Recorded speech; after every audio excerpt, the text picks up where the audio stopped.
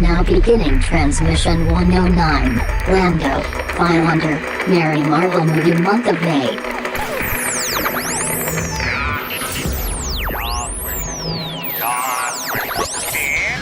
Come on, you fuckers think that just because a guy reads comics he can't start some shit?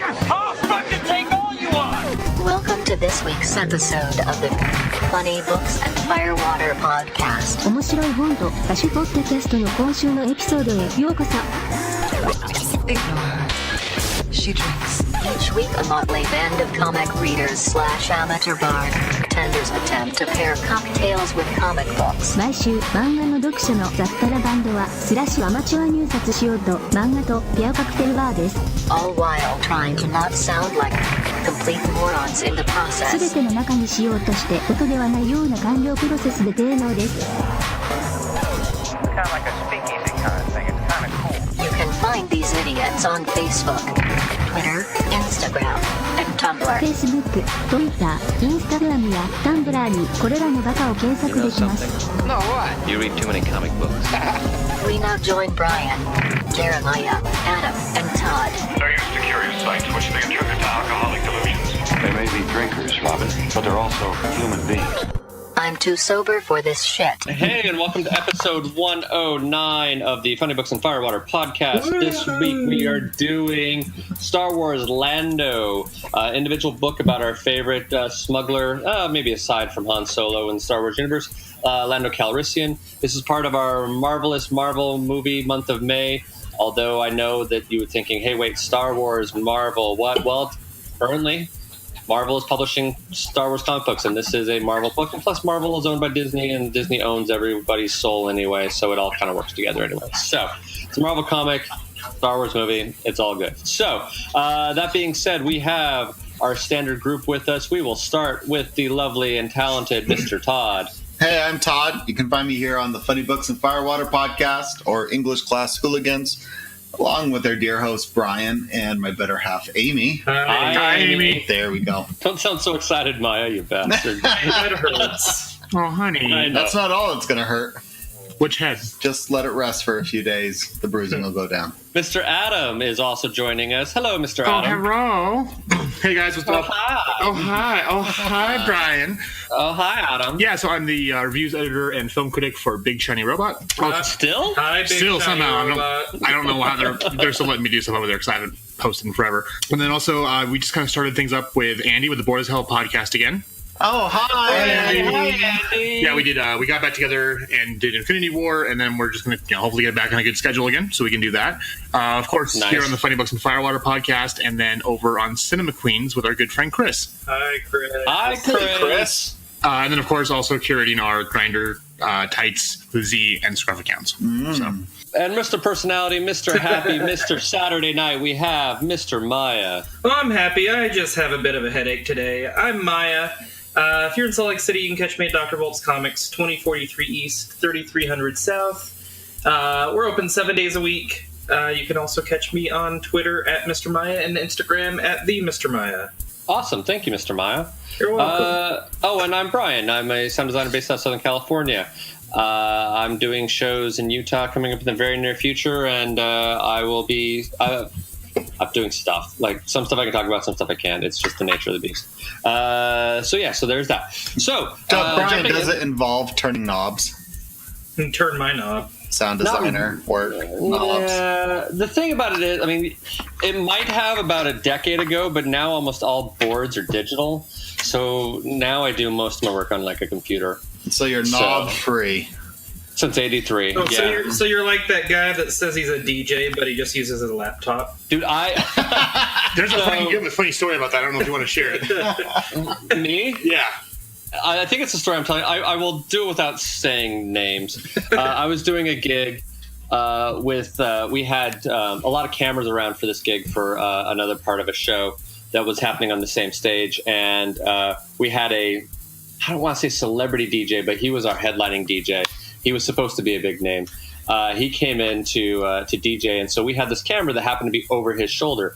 So we were watching over his shoulder, and the little son of a bitch wasn't actually DJing anything. He kept acting like he was mixing on the mixer, and we were looking, like, we zoomed in on what his hands was. He was fading up and down the effects knob, but he had nothing around the effects knob. He was literally doing nothing, but he would turn this knob and then throw it down, like the beat was about to drop, like, and the crowd would go wild, like, fucker, you ain't doing shit. Like, he's literally doing nothing. I won't name names, but I know we had a celebrity DJ for one of the events around Comic-Con here not too long ago. I wonder if it was the same I don't person. think so. This guy, although he was a celebrity DJ, he's not really a celebrity. Don't you know who I am? Now, I will name names. No, I'm just kidding. So, Okay, I can tell. There's some stuff he did that's kind of cool and kind of noteworthy, but that would out him, sort of. Especially if you have the internet, you can figure out who it is really quickly, but I won't say anything. That's not my place to say what they do, I guess. They're still getting paid, so good for them, I guess. Anyway, so we're jumping in. We are doing Star Wars Lando, an individual book about Lando Calrissian. It sort of stands on its own. If you want to jump in and read it, you're pretty much going to need to know a little bit of Star Wars, at least the original trilogy, to kind of know what's up. There are some references to the prequels, but not enough that if you didn't know them at all, you would be totally lost. Of course, if you're going to read it, you're going to need a drinking game. And now for sports. Listen up, sports fans. Prepare yourself and your liver for this week's drinking game. Remember, it's only a game, and a dumb one at that. So don't take it too seriously. And above all else, please drink responsibly. Mr. Todd, what is your drinking game? My drinking game is called the Purring Pussycats. Okay. So every time the Pussycat Twins are on screen and they're just getting ready to get down to business. I thought they looked like the Black Panther too, but yeah. Yeah, go ahead and take a drink. Mr. Adam, what is your drinking game? Mine is You Charmer You, and it's every time that Lando tries to sweet talk someone or use his charm to get what he wants. Mine is called Who's the Boss? Nice little 80s sitcom reference for you. And it's every time Lord Palpatine's name or he is shown, every time his name is mentioned or he is shown, take a drink. Mr. Maya, what is your drinking game role? Mine's called You Won't Get Away With This. Anytime someone says you can't pull this off or we're not going to make it out of this, take a drink. I thought about that one too, actually. Let us jump into votes as to whether or not we believe it is worth you, our dear listeners, hard-earned money, time, effort to track down this book and read it, although it's probably not too terribly difficult to track down because it is relatively new. So I've been asked by the judge to be the foreman. And I want y'all to know that we's gonna run a fair jury and a clean jury. It's time for a vote. Because we love you. And we don't want to waste your money. We will now vote on whether this week's book is fit for human consumption by you, our dear listener. Along with each vote, our panel will also provide one piece of evidence to support their vote. Vote for Pedro. Do you expect me to talk? Vote for Pedro. No, Mr. Bond, I expect you to die. There is nothing you can talk to me about that I don't already know. What say you, Mr. Todd? For those of fans of Tag and Bink, this is also a yes. Mr. Tag, aka Adam, what is your vote? I like this book a lot. I actually read it a long time ago when it was in single issues, and it still stands up there as one of my favorite Star Wars run they had. So, Mr. Maya, for those of you who didn't like Tag and Bink, I say yes. All right, Bink. I say for those of you who are just general Star Wars fans, I think that is somewhat of a requirement to watch this, or not watch this, read this. I would say yes. If you have no interest in Star Wars whatsoever, you're probably not even going to pick up this book. You probably don't even know who Lando is. You're probably going, what the fuck are they talking about? So, you can avoid it. But otherwise, I would say check it out. It's pretty fun. Mm-hmm. So, do we have any forewarnings before we send people off into the adventures to read this book? No, it's a fun read. It's short, and you can get through it in 20 minutes. So yeah, okay, and it's 4 issues, I think. I think it's 4, yeah. Something like 5. Mm-hmm. Oh, 5. It's 5. It's 5, yeah. But when you are reading the book, you need to use both hands. Why is that? Fuck you up the ass. I didn't catch that Manny Ballhands reference. You get one more, and I walk away for the night.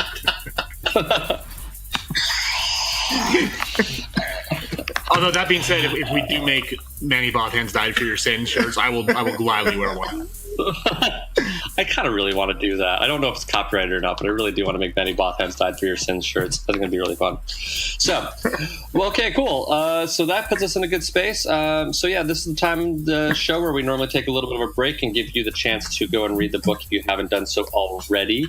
You can go read it and then press pause while you read it. Otherwise, we're going to spoil the shit out of it. So if you've already read it or you have no interest in reading it, but you just want to hear what the plot is, or just want to hear us ramble on about what's going on in the book, then keep on listening, and we will be back momentarily with the rest of the show. Yay! Woo! Yay!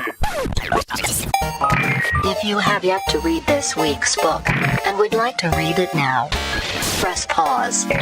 Go ahead. We'll wait. So, welcome back. Does anybody want to give a summary about this, or do you want to just start kind of diving in and discussing it as we go along, and we'll kind of just discuss and... The basic story is that Lando owes a debt to this crime lord. He tells him there's this ship docked at Imperial Shipyard. If he can steal it, bring it back, he'll forgive his debts, and then Lando can just keep any of the anything he finds on board. The loot is his. So he heads over there with Lobot, and Lobot is... as we see him in the movie, he seems like just an android who's controlled mentally by his implants. Here we find out it's a dude who works for the Imperials, and he's fully aware of himself and competent. So Lando puts a crew together. They steal this ship. Come to find out, it is actually Emperor Palpatine's pleasure ship, and it's filled to the brim with Sith artifacts. It's not as cool as the Grandmaster's pleasure ship from. No, it's not. That one is. Can you imagine cooler. Palpatine being like, "It's my birthday." That would be kind of great, actually. I just don't see Palpatine doing that, unfortunately, but that would be awesome. I broke Adam. I don't have this image of Palpatine's dancing YMCA in my head. Oh God! Have you heard the story of Darth Police? The tragedy of Darth Police. My birthday. So they go to the ship. My head hurts. I broke my head. So they're on the ship. The Imperials are coming after them. They're these Sith artifacts. They've got that start turning people evil. It's like they're these two pussycats who look like the Black Panther things. They start attacking everyone. Yeah. Don't make me laugh. This bounty hunter is sent after him. I guess it's the ones Lando used to know. And then in the end, they blow the ship up and get away. Yep. Pretty much. Yeah. It's a pretty simple, straightforward plot. It is only 5 issues, but you get some of the fun. Oh, and then Lobot gets stabbed by one of the pussycats. No, I think. I thought it was Imperial Guard. Or no, yeah, there are Imperial Guards there, and because of that, his implants to heal him take over, and he loses his consciousness and just becomes a machine, basically. Yeah. So right. And the pussycats end up kind of turn. Did we mention they did turn evil when they finally get them? Well, one of them gets evil when he finally gets his hands on a red lightsaber. Yeah, there's that floating, or there's that helmet that lights up, and being in presence of the helmet apparently is converting them to the Sith side. See, I didn't know if it was the helmet or I thought it was just him finally getting his hands on a lightsaber and he went all Darth Maul on that shit. See, for me, it was the helmet, because they would be alone in the room, and then the helmet would light up, and then it would... Oh, I guess they are fighting in the same room with the helmet. Okay, you're right. That makes sense. Oh, and the lights are on. Okay. And I would also say, placing this in the time frame, they make a side reference to him no longer having the Millennium Falcon. Yeah, he lost it. So I think this is before A New Hope. Yeah, it's got to be. So yeah, it's before A New Hope, but it's after Han Solo already has the Falcon, or he's lost the Falcon already, and one assumes it's to Han Solo at this point. But before he's on Cloud City. Yeah, which I was kind of hoping for maybe a story of Han Solo getting the Millennium Falcon, but that might be in the movie we're about to have come out. What day does that come out? 2 weeks, 3 weeks, something like that. It's soon. Yeah. Yeah. Just so everyone can watch the new Marvel movie a couple times, and then they'll go see that one. I think the whole world has seen the Marvel movie by now. Well, Jess hasn't seen it. Well, and China hasn't either. Yeah. So. Can I tell you how hard it is not to keep spoilers away from your own wife? It's really difficult. It's kind of a pain in the ass. Can I tell you how hard it is to keep spoilers? May 25th. To keep a comic shop a spoiler-free zone? Oh, geez, yeah. Yeah, that's tough. Do you kind of have to have a comic shop's like beware spoilers inside? No, if I hear people start talking about it, I tell them not everyone has seen it. Calm your roll. Dude, calm thine tits. We started discussing it at my gym the other day before a kickboxing class, which was really weird. Not the type that I would normally think would be obsessed with Thanos. But anyway, here we go. Well, did you... Oh... Yeah. Actually, you probably didn't see it because I sent it to our Facebook group. Jonathan Hickman tweeted, and for those of you who don't know, well, we obviously know Jonathan Hickman's a comic writer. Yeah. During his run of Avengers, when he wrote Infinity, he's the one that created the Black Order, who's in the film Thanos' henchman. And he had tweeted, "There's an all-encompassing Infinity War theory thread on my favorite football message board, and I just got told to fuck off because I didn't know what I was talking about." Yes! That's as funny as Gail Simone being called out as a fake geek. Oh, yeah. At Comic-Con. Oh, my gosh. That's amazing. But I wanted to see the follow-up to that where he's like, "Motherfucker, do you know who I am?" Would you know who I am? That would be a fun one, actually. Like Jonathan Hickman throwing down, being like, "Bitch, I made those characters. Sit your ass down." I will use my big words. Yes, yes, he will. Nothing will be under 5 syllables. Is this weird to me? But now I'm really curious as to who Jonathan Hickman's favorite football team is. That's very strange. It's the Raiders. If he's the Patriots, I mean, the Patriots would make me hate him a little bit more. It's true. If he was a Patriots fan, I might stop. I'm not even a Jonathan Hickman fan, but I might stop reading him entirely for Lent, just in case he's a Patriots fan. For Lent? I was a phrase. I don't know. I don't have a headache like Maya. I worked at 4 a.m. this morning. I'm really fucking tired. He is from South Carolina. Oh, okay. Then he might have good choices in football teams. So he may like the Panthers? Yeah, which is my team. Right. So I'd be okay with that. The Black Panthers? Jonathan Hickman, you have Brian's approval for who you like. If he's a Panthers fan. If you're a Panther fan. But we're talking about Lando, not football. Yeah, but the Black Panthers are sort of in there. They're Panthers in all there. tied together. They're kitty cat. So talking about the kitty cats, I did not realize how cat-like they were looking in the first part of it. Like they just kind of show them from far away where they like fighting everybody, and like they look like a black masks kind of thing on. And then all of a sudden they get up like real up and close in person. I think it's like in issue 3 is the first time I really realized like, oh, they're like cat people. Like I had no idea they're like cat people. Is that a breed that shows up somewhere else in Star Wars universe, or is this a new thing for this? I don't think I've seen them around. Yeah, there's like the shot of them all on the like at the bridge, and they're all like everybody's kind of in red on these shots, and they're kind of in the background. Like you kind of have to look, but you can kind of see they have weird ears, but like you don't realize that they're like cat people. Yeah. Just very strange. I was not expecting cat people. They're going to be starring in Come Dumpster Fire, the musical. Really? As the chorus line? They're the main characters. Are they really? Oh. That was good. Oh, see, and there's one sequence here, I guess, where they kind of look like the things from Avatar 2 in one section, I guess, early on. They're purple, they're black. Yeah, but it's also they're kind of in purplish, like blue colors because of the way that's done. Yeah, it's like so black. Just, I mean, there's nothing real deep or life changing in this book, but it's just a fun heist book.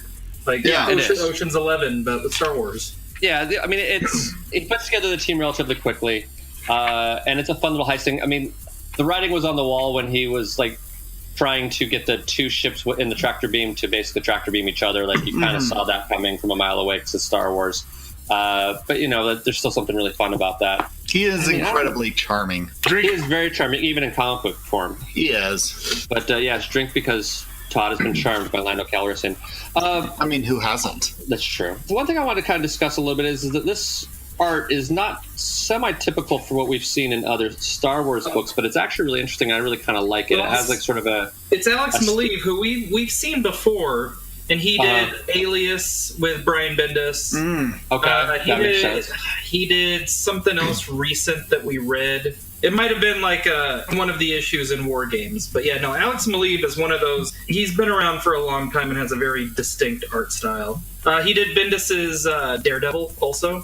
Yeah, like I like this art. It's just not typical. Like if you look at some of the other Star Wars books, they're really they look great. Yeah. But they're a little more realistic, and like you definitely see the facial structure of the characters, and you can definitely tell this is Lando based on Billy D. Williams. Yeah. Thank you very much. He also Maleev did Civil War Confession, which is one of my favorite one shots I've ever read. Oh, really? Yeah. The art reminds me a little bit. It's got touches of, what was that classic Star Wars one? What was that? Dark Force Rising? No. The Dark Empire. Dark Empire? Yeah. So with that, that one has not aged as great. But with the pastels and a few others, the coloring reminds me of that one quite a bit as it's going through here. Yeah, it has that sort of like watercolory sort of vibe to it, where, this I think was obviously digitally painted as well. Sure, by all but means. It still has that sort of like watercolor sort of thing to it. Yeah, that was one of the things I found most striking and most interesting in this book, because I like the art. It's just different than the other current Star Wars books coming out right now, and that's not necessarily a knock about it. It's just different. And it's almost a little bit, with the time setting and everything else, it's got a bit of a, not quite wistful, but it's a flashbacky, this is in the past kind of a feel, versus more current common era, is how I'm bit of my... Yeah, I think it's kind of have like softer edges to them, too. It really does. Not angular or sharp at all. It's just, there's a lot of... It's not like they're afraid of black by any means. So there's plenty of black in there. I don't see color. You don't see color? Neither does Todd, actually. He is colorblind. Born that way, bitch. Well, I told you, my grandfather on my dad's side, who I never met because he passed away when I was really young, was colorblind, and the only color he could see was yellow. So he would tell everyone it was his favorite color. It was yellow. That's the one I can see. At least he was positive about That's it. right. Take a happy spin on it. Are you sure? Are you positive? Are you HIV positive? I'm negative. I've been AIDS tested. isn't funny. AIDS is hilarious. I've been AIDS. Everyone has AIDS. I am protanopia colorblind, by the way. Oh, interesting. So that's what I see. Huh. I am showing him a visual of colored pencils, and Maya can see it too. And it's called protanopia, is what kind of colorblind I am. So for me, the standard color set and the protanopia color set, they're a 1-to-1 match across the board. Interesting. So there's no differences to me. So growing up, there was like Crayola 64. It's more like Crayola 38 with spares. Like, oh, look at my all these favorite spares. story though is the M&Ms, right? No, that's a good one as well. But the other one that he told me was that they had a hard time figuring out that you're colorblind, because part of the way they tell if kids are colorblind is that they have them color things. Yeah. And they say, okay, color the sky blue or whatever. Well, Todd could read at a very young age, so you just read the colors of blue. He goes, that one says blue. Okay, we'll put that on blue. There. Yeah. Adam, I don't know if you've heard the M&M story or not, but we were at Todd's stepmom's house, and it was like around Christmas time, so they had a bowl of M&Ms. It was like red and green M&Ms, and we spilled some on the floor, and Todd went through and picked up all of the green M&Ms and left the red ones on there. And Todd is just enough of an asshole that you would think he did it deliberately. And I was like, well, you son of a bitch. And he was like, why didn't you pick up the other ones? He goes, because I can't see them, you asshole. He lost the reds and the green carpet completely. And I was like, so of course it turned from me, like, it's sort of like my thing with my tattoo. I have a tattoo that is semi-girly, and anytime everyone asks about the tattoo, I said, well, it's for my aunt who died of cancer, and they all feel like shit for like being like, wow, that's kind of a girly tattoo. I'm like, yeah, it's tribute to my aunt who died of cancer, and they go, okay, and like just they feel like shit then. It's great. There you go. Yeah. So I'm an ass to turn around. It's like, no, you're the ass. That's kind of weird that a target right above your butt crack would remind you of your grandma. Don't knock the memories. The memories? Did he say memories or mammaries? Yes. Yes, indeed.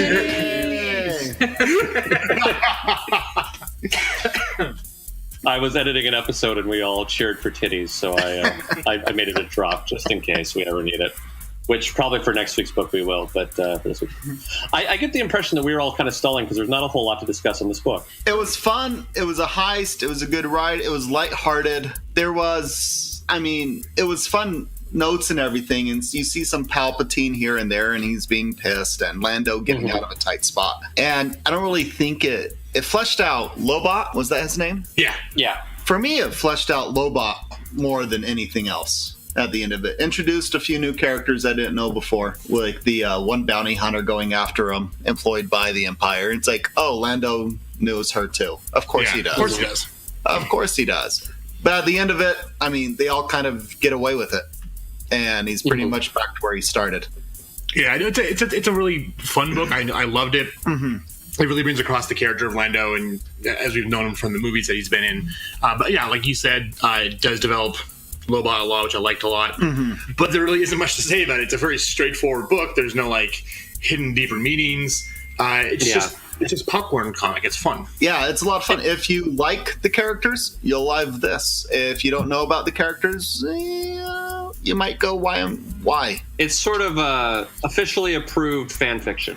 Is kind of what it ends up being, for lack of a better. Isn't that all work for hire for the big two? Maybe, some people take it real seriously and shit like that. That's true, but that's what work for hire is. And it's the truth. I got stories. So, you know what? Let's do this. We haven't been doing this in a while, but I'm going to just jump in with my cocktail real fast. Yeah. If I can find where I set down my fucking phone. There it is. Your phone fucks? That's awesome. That's how I get more phones. Let's see. So, my cocktail I am calling Smooth Criminal, after Mr. Lando himself. And since it doesn't really necessarily fit in anywhere else, we'll go with it here. So it is half an ounce of Reposito tequila, 3 dashes of Fee Brothers cardamom bitters, 3/4 of an ounce of freshly squeezed lime juice, half an ounce of rich simple syrup, and 1.5 ounces of Soledo infused tequila. And you can garnish with fresh grated nutmeg if you want. You basically combine all those ingredients, with exclusion of the nutmeg, into a shaker, shake the shit out of it. Pour it into a coupe glass and put some freshly squeezed nutmeg on top of it, and there you have a Smooth Criminal. Which, if it wasn't for the tequila, I would be all over that. But that's how it goes.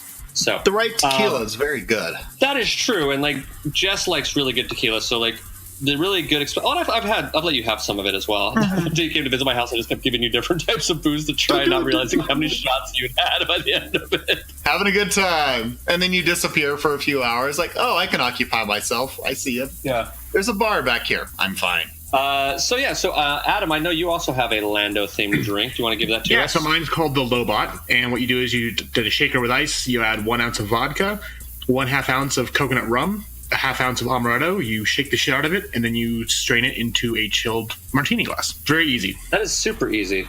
A little girly, but super easy. Shut up. What? I'm just saying. I'm looking at vodka and coconut and amaretto, like coconut rum and amaretto. That is a girls' night out kind of cocktail. We're all gonna get white girl wasted, y'all. Woo! Not quite Cosmo territory. It's getting there though. That's some white girl wasted shit. Right turn me into a woo girl. Woo! You'd be my favorite woo girl ever, Adam. Aw, thank you. I'll aim well for that target. Oh, nice. When I come to Utah, you better be a woo girl. At least one night, you're going to be a woo girl. It's going to be great. I've got the cowboy hat for you to wear. Oh, yes. I'll cosplay that at Comic-Con. Adam, oh, yeah. Actually, I came up with an idea the other day that I want to pitch to Maya, and now is as good a time as any. So, Maya, are you ready for this? Sure. I think you and I should cosplay as you can be Nacho Libre, and I will be the guy in the gold mask. Who is his villain in that movie? I can't remember his name. I think it's I've never seen Nacho Libre. What? Nacho? Never seen Nacho Libre? No, I never was interested. Oh man, I mean, it's even like Mexican wrestling and everything. Nah, just never was interested. Oh, okay. Now I know what Nacho Libre. Ramses is the name of but I don't know what the other guy looks like that you're talking about. Let's see if I can find a picture. That would be a fantastic cosplay for the two of you, though. That's my vote. Yeah, Ramses and Nacho Libre would be awesome. It might be a little sweaty midway through the day, though. Yeah, I as much as I would like to cosplay, I don't know if I'd ever actually do it. It's always hats off to the guy that dresses up as an AT-AT for Comic-Con. That guy gets cool, yeah. Because he can never make it more than 2 steps without. Can I get your picture? Can I get your picture? Yeah. Or like the girl who always goes as the Sharknado. Yeah. Yes. I didn't see her last time. I've seen her every single con except for I last think I saw her last one. I don't remember. I've seen her before, but I can't picture which one. And I always do like the guys who dress up as the geishas from Mulan. Yes. Oh yeah, I've seen them before too. My other favorite that I've seen, I didn't see him the last couple cons, but I saw him one of the first solid Comic Cons I went to, was the guy who had like a full big old beard and big old beer belly, dressed as Hut Killer Leia, which is pretty awesome as well. Also known as Slave Leia. Bearded Slave Leia was like awesome. I didn't even see him at the con. I saw him walking around the mall outside of the con, which is pretty awesome as well. That is fantastic. I hope it was at City Creek. It was. I was with you. Yeah, it was. Yeah. Get everyone's knickers in a twist. That's true. So my drink Awesome. Yep, I'm in keeping with my theme. This is the purring pussycat. Nice. And so what this is, it has a pinch of pepper, a splash of rosemary syrup, and 2 ounces of monkey shoulder Scotch whiskey. So you pour all those ingredients into a mixing glass with ice. You swizzle stir it. Don't shake it, just stir it. And then you strain it into a tall shot glass, and you garnish it with a slice of beef sirloin. Oh, that's interesting. So yeah, so some rosemary in there, a little bit of pepper, and the sirloin, since cats don't taste sweet anyways. Yeah. That's their jam. Have you ever had monkey shoulder? No. I bought a bottle of it, and by itself, it's not great. I think it's one of those things you have to mix with other things. But like by itself, I just wasn't a huge fan of it. I think the pepper and rosemary might actually help it a little bit. Sure. It's just, I don't remember exactly what the flavor of it was, but it just wasn't necessarily amazing. At least not something I was totally into. Mm-hmm. And Mr. Maya, do you have a cocktail? I do. Mine's called The Emperor. It's 1.5 ounces of Unicum herbal liqueur, 2/3 of an ounce of sweet vermouth, a tablespoon of orange curacao. You pour everything into a cocktail shaker, shake it up, fill it with ice, and strain into a chilled coupe glass and garnish with an orange twist. Sounds like a gin drink with orange. Kind of does. Which is actually really good. I have a tough time with gin. Actually, I have a question about that. What's the difference between gin and slow gin? I'm not exactly sure. Let's find out. The internets will tell us. How about I know? So slow gin is it's actually I've only had it in a long time. It's red and it's made with gin and a small fruit known as a sloe. It's a black slowberry. Yeah, it's a slowberry. So. Yeah, slowberry. Yeah. Well, gin is an alcohol distilled from grain and flavored with juniper berries. Mm-hmm. Gin is essentially vodka that's been distilled through, like sometimes they put it into the actual vodka and sometimes they put it in a basket so it's captured on its way up through the distillery of like juniper and all sorts of things like that. I actually really like gin. But I like gin if it's done right. Like when I first moved to Utah. Wait, you can't just shoot it? That's from the Jimmy Martin school of drinking, which is just shoot everything. When in doubt, I love Jimmy, but I tried taking him to one of my fancy bars here in LA, and I realized that's really not worthwhile for Jimmy Martin. Jimmy Martin just wants to drink. Yes. So just let him just drink a bottle of vodka, and he'll be happy. You don't need to take him to a fancy bar. Like that's sort of beyond the purpose at that point in time. You're just wasting money on fancy alcohol that he just wants to down anyway. So. Yeah, well, that's why I like going to those bars because you get to try new things and you get because I mean we're all pretty accomplished at making drinks, on our own. But it's always nice to get someone who is a professional who can do something new or different you never had before, or introduce you to like a new flavor palette or something like that. So I always check, and if you're going to do this, I always say check with the bartender, make sure they're not having like a completely slammed day. If they're not slammed, if they got a little time, I always let them kind of like if it's a bartender I trust, I think is good. Like. Don't do it like Ruby Tuesdays or shit like that. But like if it's a good bar, I kind of do dealer's choice. I say, hey, if you want to make something that you would like or whatever. And I always just say, make whatever you want. I just don't like tequila. Like just as long as it doesn't have tequila in it, we'll be fine. We'll be friends. So why don't you go ahead and make something? And normally I get a pretty good response as long as as long as you respect the bartender and their skill set. I normally get good responses and they kind of make me really interesting, really cool stuff. What's really interesting about that is you say you don't go like Ruby Tuesdays. The best bartender I ever had in my life actually worked at TGI Fridays in the town where I grew up, and the reason why she's wasting her talent. No, he used to live in San Diego and worked at a really fancy martini bar, and he moved to Marietta. And I guess that was just he was looking for a job and he got hired on there. I mean, he made a shit ton of money in tips, so I mean, he was doing well for himself. But I'd just be like. His name was Matt. British Matt, we called him. Hi, Matt. Hey, Matt. Hi, Matt. Hi, British Matt. Actually, he was Australian, but he got pissed if you said that, so he wanted to be.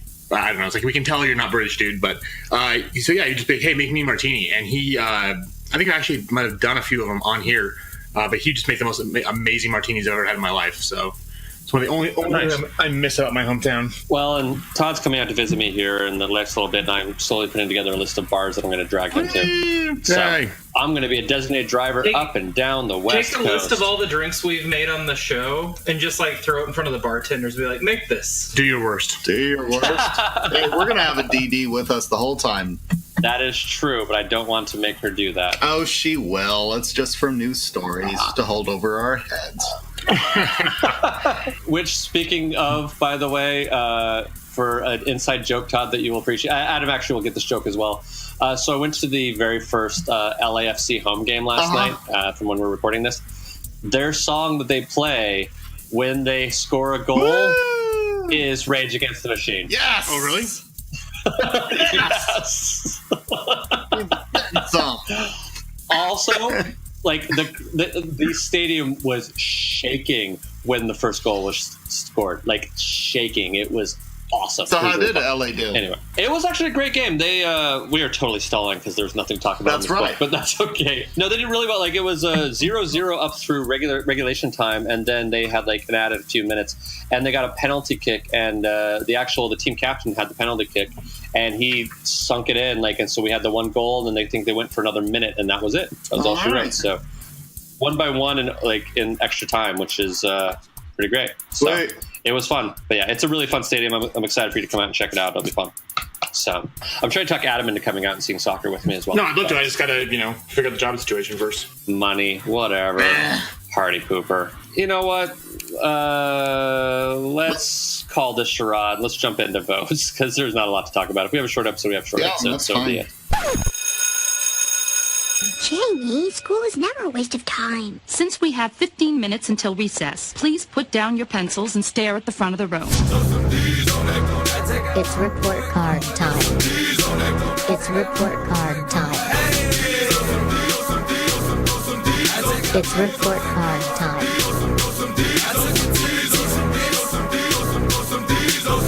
I'm so fucking fun. God, please, no! No! No! No!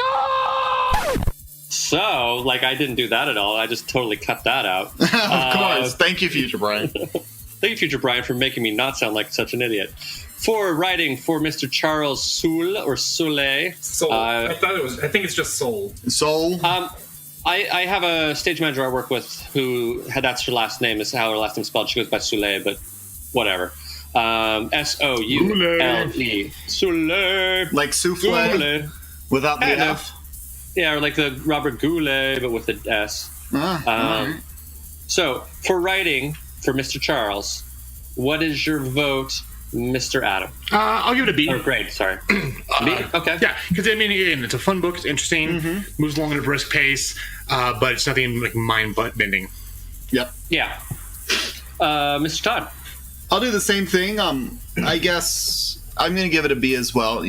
Was it Capra? I think it was Capra who said, like, a good movie is 3 good scenes, no bad scenes. Mm-hmm. And that's what makes up a good movie. This book very much follows that. There was no missteps. There was nothing wrong with it anywhere, and it was solid. So it wasn't deep. It's not really anything to dive into and to try to dissect. It just is what it is. So, yeah, it's a strong B. Cool. I think I'll sit right there with you with a B for a lot of the same reasons. There's not a lot to complain about, but there's some fun stuff there. So, and then Mr. Maya. I'm also a B, and for a guy who writes as many different books as he does, I think, like right now he's doing like 4 or 5 books. And like 5 years ago, he was doing 3 DC books, 3 Marvel books, and his own indie book. And all of this while still practicing law full time. Oh, jeez. Good for him. Charles Soule is a maniac. He's great. Yeah, how do you, like, my dad's an attorney. How do you still keep doing law while writing? He's writing fewer books now, but I do know that, like, back probably 4 or 5 years, he was doing 3 books for DC, 3 for Marvel, Letter 44, which is his creator-owned book, and doing law. I like Letter 44. I didn't realize it was the same writer. Letter 44 is fun. I like it. We did the first book on the show. We did. And then eventually went and bought the second. I think maybe the third as well. But okay. It's one of those things where I think about it and I'm like, well, if you also took like the subway to work, you could sit there and write, part of your stories while sitting there on the subway, because it's not like you can take phone calls as an attorney or whatever. You know what I mean? Like if, say, he lived in New York or whatever. Well, all you have to do is work like 10 minutes on a client's case, 50 minutes on the book. Totally double dipping. Yeah, that makes it completely. Yeah, worth that it. or like he takes his Saturday and he devotes it to writing comics and knocks them all out. Takes Sunday off, relaxes, and jumps back into the job. You know what I mean? I don't know. Or he doesn't take the Sunday and just writes both days. Yeah, I guess it also depends on what kind of Some attorney people he like to is too. You know what I mean? Like I know like attorneys for bigger law firms, they actually kind of get to leave it at the door and go home. My dad owns his own firm, so he's like constantly working. He's a business owner. Yes, he's constantly working. Yeah, he's not a hired gun. He's the business owner. So I don't know, but that's really impressive. He in New York. He's in New York City and focuses primarily on immigration and corporate law. Okay, I'm calling this up. I know he's busy right now. Yeah, I'm sure he's very busy right now. For our artist, Alex Maleev. That sound Maleev. Maleev? He's Bulgarian.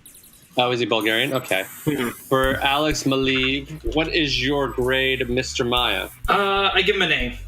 Alex Maleev very rarely can do wrong, and he's just one of those artists that I've liked since first seeing him on, Daredevil back with Bendis. So yeah, I'm going to give it an A. Okay, I'm going to sit with you on an A on that as well. But actually, part of my thing is, realizing that he also did Jessica Jones, I actually like this more. The art style, like there's a little bit more clarity to it than Jessica Jones. Sometimes had some moments that were a little bit more watercolory and a little blurry. This has a little more clarity to it, which I like a lot. Mr. Todd, I'm going to give it an A-. The art is fun. It's got a little bit of wistfulness in with it, like it can like a long time ago in a galaxy far away. So it has a little bit of this like fairy tale aspect to it, even though it's science fiction. It's got that going on. It's a lot of fun. The colorist, I really think, is what sells it as well. Mm-hmm. So I give it an A-. Yeah, I really enjoyed it. Cool. And Mr. Adam, I'm going to go with A as well. I mean, the artwork's fantastic. Like as we said before, it has the watercolor aspect of it. The way it makes it feel like you're like reading a fairy tale, and then pretty much everything that Maya and Todd already said. So. And then for overall grades for the book, Mr. Maya, what is your grade? A-, B+. Just kind of right there on the border. I mean, it's not a bad book at all. It's not life-changing, but if you want just a fun read, check out Lando. And Mr. Todd? I'm right there with that. It's like a good Saturday morning cartoon. It's a great way to pass the time, and I never regret it. So for those in the fandom of it and you like Star Wars, absolutely, I give it an A-. I'm right there as well. I'm gonna sit with an A-. I think it's a fun book. I think the art is probably the thing that shines the most in this, at least in my opinion. But it's still well written, still fun little sort of book to read and pass time. It's a quick little diversion. And Mr. Adam, I'm at an A- as well. When this came out, I was reading it issue by issue. I absolutely loved it. The story tells is fun. It's engaging. And I just like the idea that they pull off a heist. It's like again, Ocean's 11, like in Star Wars, and they steal the Emperor's pleasure yacht, and that's just too funny. My birthday! If we named episodes, that would be the name of this episode. It's my birthday. Speaking of naming episodes, so with Cinema Queens, we always just randomly talk about, we have random names. And so we talked about the cum dumpster discussion we had on this podcast. And right. It's too bad we can't name it Bubbly Farts. But I don't think iTunes would like that. Not so much. But yeah, anyway, so back to the family-friendly Lando. It's a really fun book. It's a quick read. And if you're a Star Wars fan, you probably already read it. But if you haven't, it's a ton of fun to pick it up. And I would totally give this to a 12-year-old. Oh, yeah, I give it to anyone. I guess there's a little bit of violence in it, but there's a little bit there. And at the beginning, he's sharing the bed with a woman, but it's nothing more than you would see in a Star Wars movie. Yeah, Star Wars. So if your kids can watch Star Wars, they can watch this. They can read that scene at the beginning, I think, is my favorite scene in the entire book. It was a lot of fun. Yeah, where he's sitting there going like, "Hey, I was going to steal this from you, but I'm not going to, and I don't want to." And then she gives it to him. Yeah. You charming bastard. Yeah. That dude knew what was up, man. I mean, I guess that does it for this week. So, who has recommendations? And now it's time for recommendations. That time in the show where the panel tells you all the crap they are currently into, but will forget about as soon as they see something shiny. You're a stamp tramp. How dare you? And what is that? You give your stamp of approval to everything. It's become meaningless. Why can't you be more like your wife? Lily's stamp is gold. I'm reading this book because of her. I'm drinking this beer because she recommended it. I'm even wearing this bra because of a lingerie store Lily told me about. For many years, I had quit Magic the Gathering, but this last week, as we record, they released their new set, Dominaria, and That's kinky. it has got me back into the game. It's given me such it's very much a nostalgic feeling set, and if you like Magic or if you're like me and kind of fell out of it, check it out. Okay. Todd, do you have anything to recommend? I do. It's a comic written by Greg Rucka and drawn by Nicholas Scott. Those also teamed up and they did Wonder Woman Year 1 Rebirth as well. It follows this detective that happens to Nicola Scott. Okay. Nick Scott. She, not him. Nick Scott, yes. The writer is a he, and it's a she. She is a witch that is also a detective, and it goes way into the Wiccan side of things. It's a whole lot of fun, and the artwork's a blast to read. So, Black Magic, Greg Rucka. It's good stuff. Okay. Mr. Adam, do you have anything? Actually, I don't know. I was going to say Magic the Gathering too, but Maya stole that one. Well, you bitch. Damn you, Maya. Actually, here, Adam, that can be yours. I have another one. Okay. Well, no, we can. Well, no, mine's also kind of time sensitive. Go ahead, Maya. Go on Kickstarter right now. When this comes out, there might be like 2 weeks left on it. Mm-hmm. But check out the Hellboy miniatures game. Oh yeah. It's about $130 to back it, but the miniatures and the game look really cool. You know what? I talked about it beforehand, but I finally got around. What is going on over there? What are you talking about? I heard something that sounded like a lot of rubbing. It's that, yeah. Yeah, no. That's me. I was scratching my laptop. He's saying he's got a bruised head. Yeah, that's why you have a headache. I think I might have talked about this a while ago when I first bought it. If I didn't, this will be a fresh new thing. But I think last year, Maya can verify, DC did a crossover. It was DC and Looney Tunes characters. Mm-hmm. And so you have, Lobot, it's Tasmanian Devil versus Wonder Woman, and you have one of my personal favorites is Batman versus Elmer Fudd, where Elmer Fudd goes to Gotham City to try to hunt down Batman. Stuff like that. My favorite in there is the Martian Manhunter, Marvin the Martian. That one is really fun, actually. I agree. That one's really fun as well. Yeah, there's a lot of fun stuff in there. And I'm finally getting around to read the trade. They did collect it into a trade, so you can get all of them together if you want and check them all out. But I think it's really fun and really enjoyable. So I've been reading those, finally catching up. I'm starting to try to read down my comic book to-be-read pile. And then every time I do, they pull me back in and I have to do something else at work. So it just keeps happening. I keep thinking, hey, I'm going to have some free time to finally read this book. Oh, no, now I have to go do something else. So it's been a little bit of a bummer. So I guess that will probably finish us up for this week. Next week, we are going to be doing, still continuing on with our Marvel movie month, we are going to be doing Deadpool Max. This is it's Nut Job is the first one they did. Basically, part of the reason is I've read Deadpool for a long time. This is one of the books that I felt like could be read on its own without having some sort of slight background into it. Other people may disagree with me. We'll see how that goes. To be completely and 100% honest about it, it's not reading as much fun as I remember reading it originally. Oh, I have thoughts. I'm sure you do. So I'm slightly regretting my choice just a little bit, but that being said, I have other bigger recommendations for Deadpool for those of you who are ever interested, because I've been reading that character for quite a while. Dead Presidents. Dead President? Really? Dead Presidents is probably my favorite Deadpool book ever written. Really? Mm-hmm. Wow, there's a lot of strong feelings here. I'm really going to disagree with you on that one. But that's kind of a bummer. Let's talk about that on the next show. We will talk about that on the next show. Until then, thank you for listening, and we will see you next week. So long. Thanks for all the Bye. So that happened. Thank you for joining us for this week's episode. This band of knuckleheads will be back next week with a new episode. Until then, you can find them on Facebook, Instagram, and Tumblr as Funny Books and Firewater, and on Twitter as @FirewaterCast.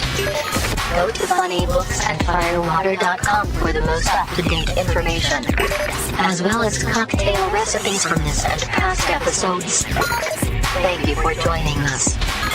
And until next week, support your local comic shop, tip your bartender well, and stay hydrated.